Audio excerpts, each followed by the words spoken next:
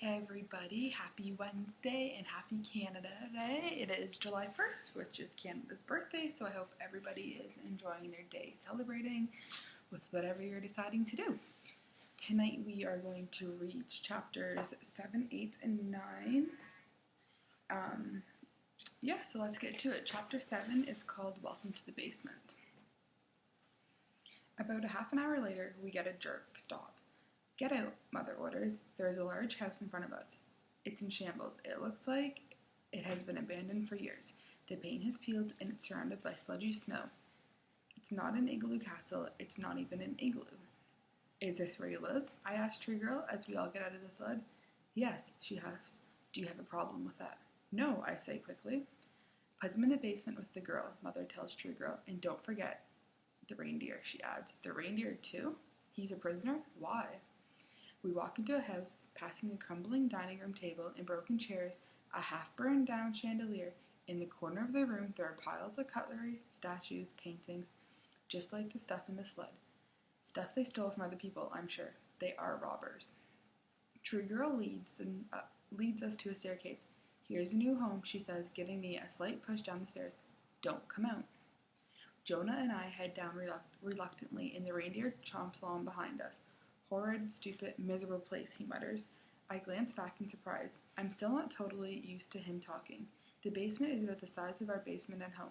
It smells like a basement too, cold and damp. There is no furniture, just a pile of brown blankets in the corner. Water leaking from the ceiling has frozen into threatening-looking icicles. There are also patches of frosty green mildew growing on the walls. At least this basement is bigger than the last location Jonah and I were trapped in, Rapunzel's Tower. Although this place is much grungier and darker, the only light from one oval window is near the high ceiling. There is a very skinny girl in the center of the room. She's doing jumping jacks and wearing a bright orange tracksuit. I'm back, the reindeer says. They kidnapped some more prisoners. A penguin and a polar bear? The girl asks between the jumps. They're costumes, I say, taking off my headpiece. I'm Abby, and this is my brother, Jonah. Are you Gerda? Please let her be Gerda. Please let her be Gerda. Yes, she puffs. Hooray, I exclaim. It's so nice to meet you. Gerda is an Asian with straight black hair, and she's wearing in two low pigtails. Her face is heart-shaped and tanner than mine. She looks about my age. Oh, sure, the reindeer grumbles in my direction. Introduce yourself immediately to the human. I've only been with you for 2 hours. Did you introduce yourself to me? No, you didn't. I flush. Sorry, I didn't realize. It's just that I'm a reindeer, he hums. No, that I wanted to meet her. That sounded better in my head. The reindeer double hums and turns up his black nose. Don't mind him, Gerda says between jumps. He's a sweetheart underneath all his grumpiness. Rudolph is the grumpy reindeer, Jonah sings. I laugh. You would be grumpy too, the reindeer huffs. If the robbers forced you to help them rob people, wouldn't you? I definitely would, I said. Also, my name is not Rudolph. I know your name isn't Rudolph, Jonah says. It's just a song. It's a joke. What is your name? He squares the reindeer shoulders. Ralph, he says. Jonah giggles. Close enough. Well, I said. It's nice to meet both of you, Gerda and Ralph. We're sorry the robbers took you prisoners too, Gerda says, still jumping. I'm not staying long. I'm getting out of here. I have to find Kai, and that's why I'm doing jumping jacks, to stay in shape and get my energy up. And get my energy up. I clap my hands. Oh, Kai, we saw him. She stops mid-jump. You did? You know Kai? Is he okay? He's in a trance, I admit. He's with the Snow Queen. I knew it, Gerda says, thumping her fist in the air. I knew he was under a spell. He definitely is, Jonah says. He's not totally frozen, though. He's walking around and building snowmen. He's just kind of spaced out. He's half frozen. A frozen zombie, I add. A frombie. Ha, Jonah laughs. Funny. Not as funny as Dogsicle, but still funny. The Snow Queen froze our dog too, I explained to Ralph, and Gerda totally froze. He couldn't even move. Ralph nodded. That's what happens when the Snow Queen blows too many kisses at you, he says. You go completely numb. When she blows you just one kiss, you go just a little bit numb. It's like you're in a trance. He nods at Gerda and says, like your friend Kai, but then, with more kisses, your entire body freezes. Even more kisses, and you die. That's what I heard anyways. I've never met her myself. A shudder goes through the reindeer's body. I swallow. At least Prince was alive when we saw him. One more kiss and he might not be. We have to get there fast. I'm sorry she froze your dog, Gerda says, and I hope she won't hurt Kai. She looks eagerly towards the door. Sharon said that she would let Ralph and me go tonight. I told her my whole story and she felt bad for me. We'll tell her to let you guys come too. We'll save them all. Woohoo. Perfect, I say. I like Gerda's enthusiasm. She's what my mother would call a real go-getter. Is Sharon the tree girl, I ask? The who? Gerda says. The girl who's dressed as a tree, the robber. Yes, Sharon is the robber.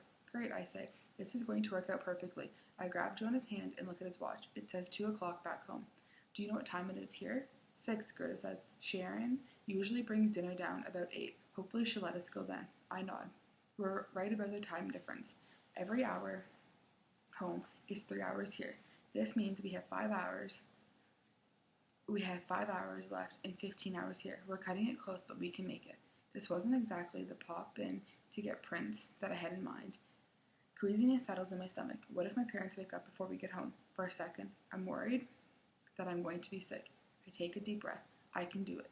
I can get back to the Snow Queen's palace, defrost Prince, and make it home before waking up. I can do it. I'm a go-getter too.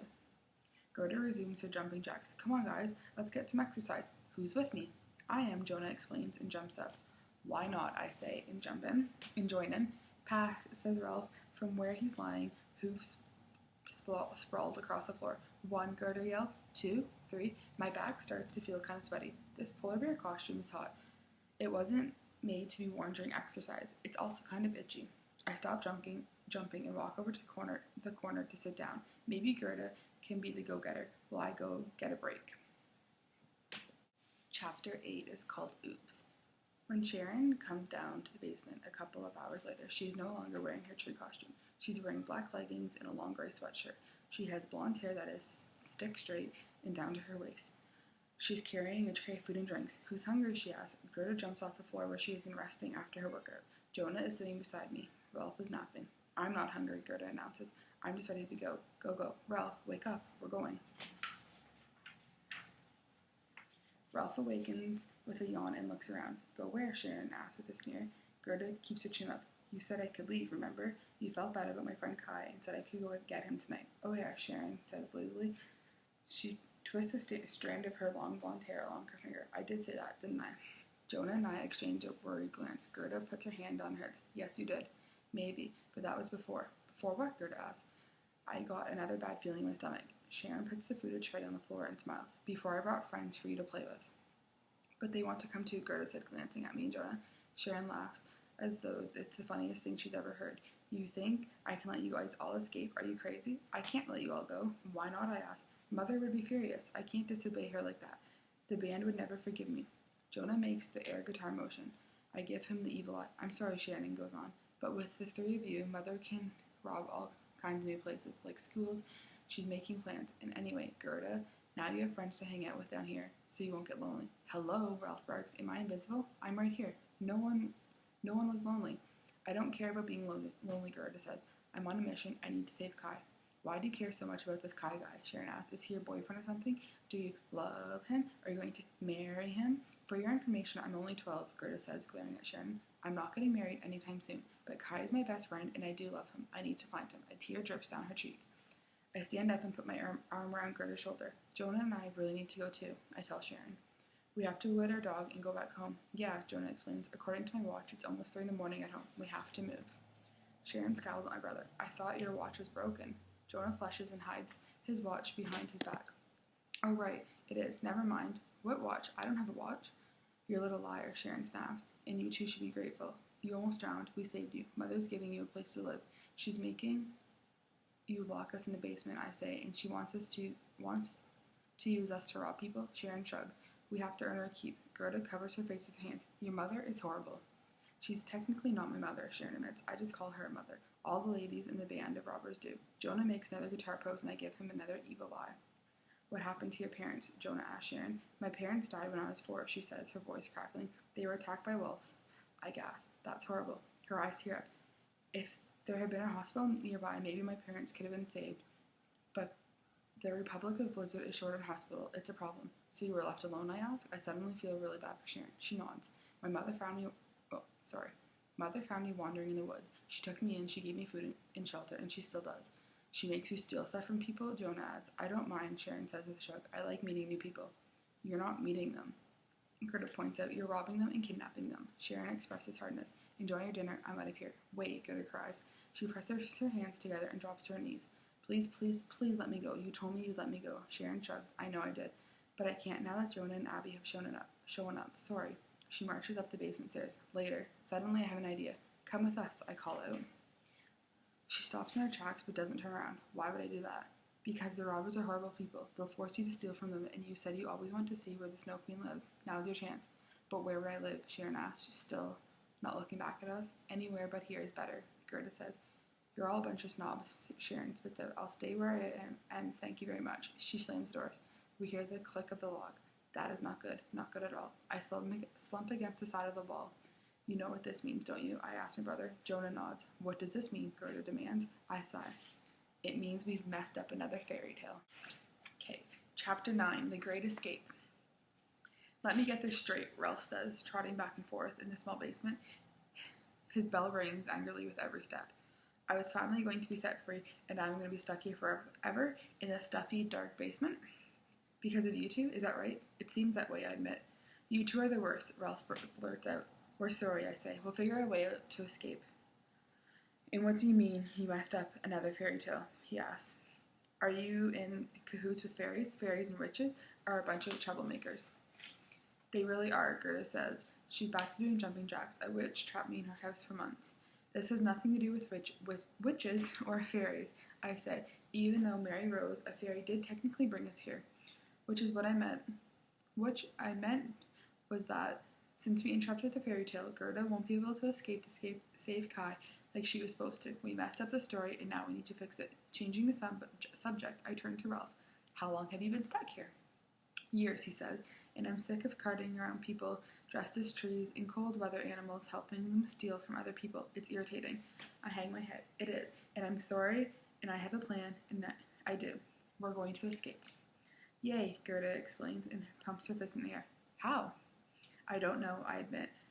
I haven't worked out that part of the plan yet. We need disguise, Jonah speaks. He puts his finger over his lips. We should all wear mustaches. Why mustaches? I ask. They're a great disguise, Jonah explains. Oh, sure, disguise yourself as humans, Ralph whines. Just forget about me. I glance down at my polar bear suit and then over at Jonah's penguin suit. We can't disguise ourselves as humans when we're dressed up as animals. But we don't need disguises anyways. No one will see us. We're going to sneak out in the middle of the night. Yeah, Gerda cheers. But how? There's only one door. In one window, I add, pointing up to the oval-shaped piece of glass. Is the window locked? Of course it's locked, Ralph hollers. Do you think we'd still be here if it wasn't locked? No, we wouldn't. We would have left. Okay. No need to get so mad, I mumble. Have you actually checked the window? Gerda asks him. We all look at the window. It's about 10 feet up. No, Ralph finally says. Is there a ladder in here? Jonah asks. Do you see a ladder? Ralph barks. No, there's no ladder. There's no furniture in here at all. Where do you two sleep anyways, I ask. On the cold floor with itchy blankets, Gerda says with a sigh. I study the situation. Maybe we can climb on each other's shoulders to reach the window and climb out. Then we'll pull the last one up and out with one of the blankets. Hello, Ralph shrieks. Is anyone thinking about me? No one's thinking about me. You're all just thinking about one another. Do you think I could ever get a hold of a sheet with these things? He holds up his front hooves. No, I can't. But it doesn't matter anyways. I would never fit through that window. Never. And you're just going to leave me here. I will never see my herd again. Never. Leave me. See if I care. He falls on the ground and puts his head on his hooves and sobs. Oops, I hadn't thought about that. Ralph is kind of huge. And look at those antlers. We're not going to leave you, Gerda coos, petting his back of head. Right? We're not going to leave him. I was considering leaving him, Jonah admits. He's kind of annoying. We'll get back to you guys. We'll come back to get you, I assure Ralph. When? He yells. Never. That's when. No, not never, I think fast. The rest of us will go through the window, and then one of us will sneak back into the house and unlock the basement door. He snorts. Sure you will. No, we will. I will. I promise. That's risky, Jonah says. Well, we can't leave him here, I say. And I think FRA. Unlike Robin, I would never leave a friend behind. We're a team. I add empathetically. We are FRA. I mean AJRG. JARG. Jonah, Abby, Ralph, and Gerda. And the JARG doesn't leave a person behind. JARG. Ralph repeats. What are you talking about, Jonah? Does your sister always make up words? Yes, my brother says. We are JARG, and we would never ditch our friends. I cheer. Yay! JARG, Gerda explains. Go Jar go! Well, whoever comes back to get Ralph for a mustache, Jonah asks. Where are you even getting this mustache from, Jonah? I ask. From Ralph's tail, he offers. Whoa there, Ralph says, backing up in the corner. No one is ever taking anything from my tail. Thank you very much. Jonah tries to reach for it, but it would make a great mustache. Ralph backs himself into the wall. No one is touching my tail but me, understand? Why do we need a mustache? Gerda asks. We don't need a mustache, I shout. Stop with the mustache. Can we focus on the human ladder? Human reindeer ladder, Ralph growls. Or have you forgotten about me already? The human reindeer ladder, Gerda says, patting Ralph on the head. He's very sensitive, she whispers to me. No kidding, I whisper back. Okay, let's do this.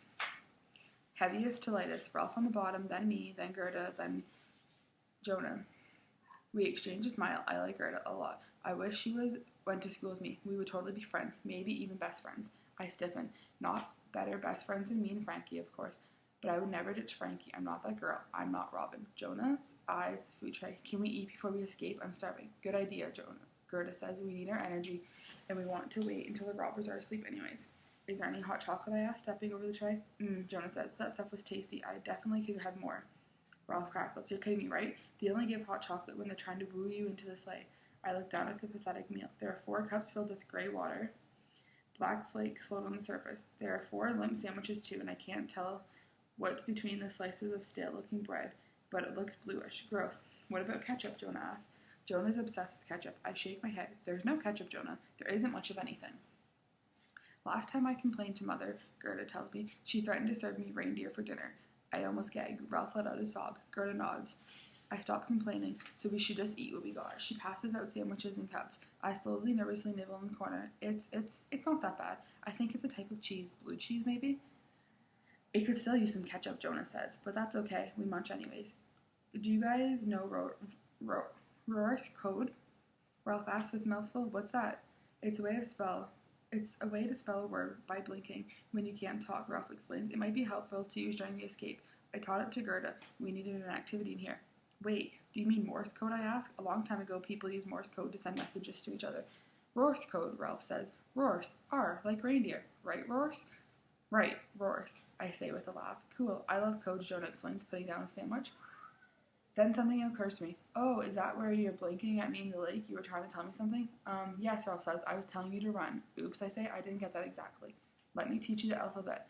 A is one short blink, one long one, and one short one. B is. I don't think we have time to teach the whole alphabet, Gerda says. She nods. Gerda cuts in. I nod. She's right. Maybe we should just make up a code to use if we should see Sharon or any other robbers. A code for danger. Ralph sighs. Fine. How about 2 long blinks and 1 short one? That's S, like S is for Sharon. Perfect, I say. We wait until after midnight to begin our escape. Okay, are we ready? Gerda asks.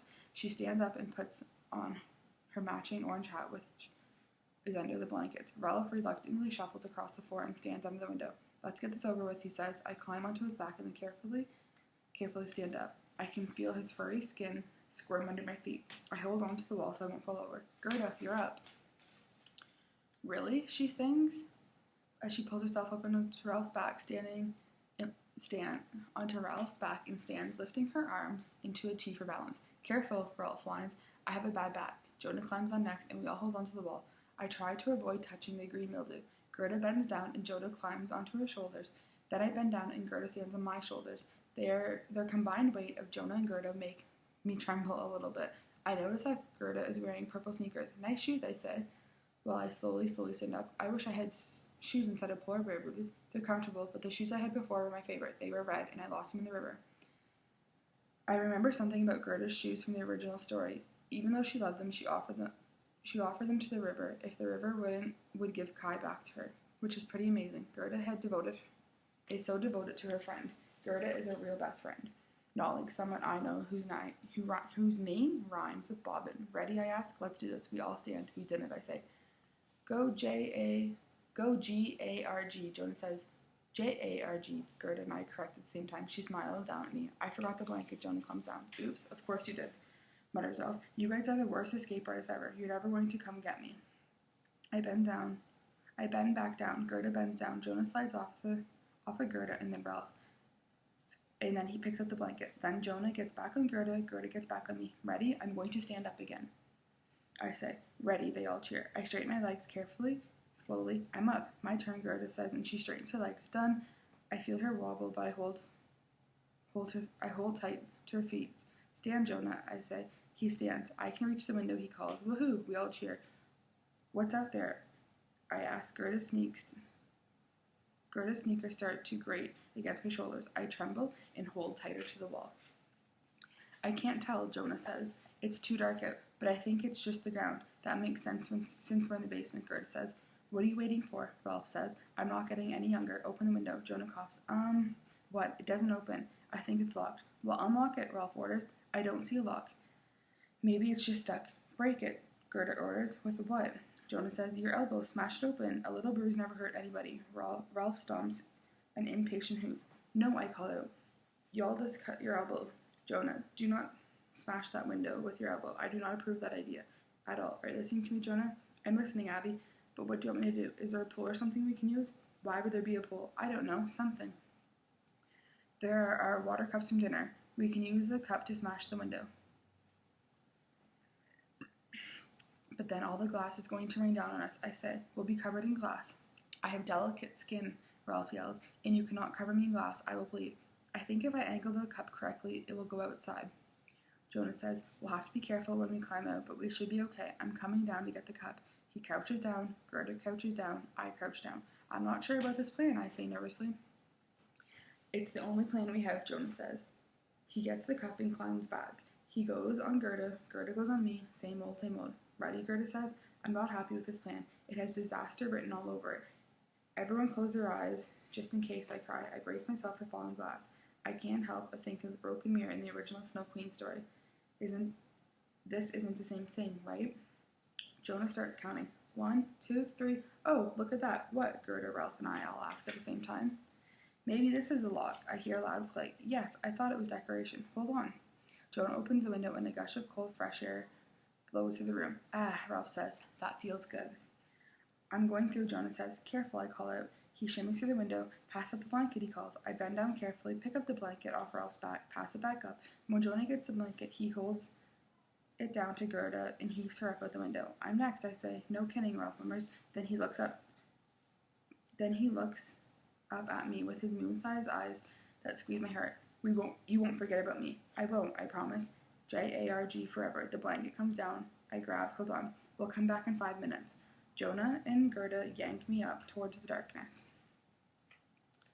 So that is the end of chapter 9. I hope everybody has a good rest of your Canada Day, and we'll be back tomorrow with some more chapters from the book. Have a good night.